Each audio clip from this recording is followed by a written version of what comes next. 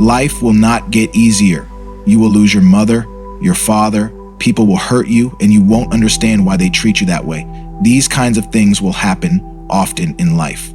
There's no point waiting for better times, waiting for peace on earth, or a day when you can cross the street calmly without fearing someone might do something to you.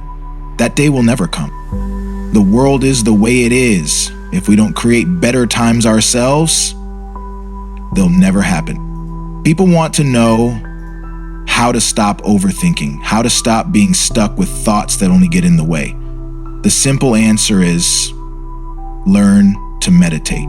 On one hand, overthinking is often a restless mind constantly jumping from one thought to another. It's like having too many thoughts, all scattered and unfocused. That's one type of overthinking.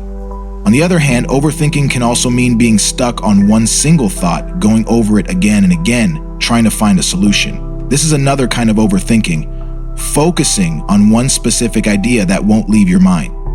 So, there are two main problems here. Having too many thoughts racing around, being stuck on one thought without being able to move on. Both of these are issues because you can't stop the thoughts, even if you want to. If you could control your mind, you'd focus when needed, dream when you wanted to, or brainstorm when the time was right. You'd adapt quickly, and it wouldn't be a problem. The problem arises when you need to focus, but your mind keeps drifting. That's when you need to learn techniques to avoid this, or stay truly focused when necessary. It wouldn't be right to say that focus is the only correct approach. No, we're always focused on something. Focus means narrowing your attention, gathering your awareness, and aiming it at a specific point or goal to make progress. That's why we need focus to direct all our energy toward one thing. But with so many options in life, how do we decide what to focus on? Should I focus on social media or my family?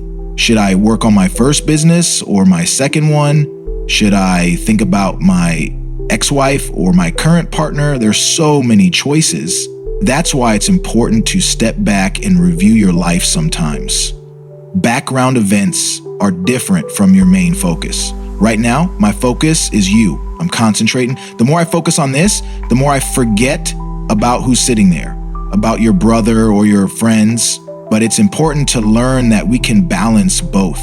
I know who is sitting where, but I also know where to direct my words. This means I'm surrounded by many things at this moment, but I'm still focused on one thing. Training your mind to always be in this balanced state is like driving a car. Steering is a focused action, but it's also connected to other drivers on the road.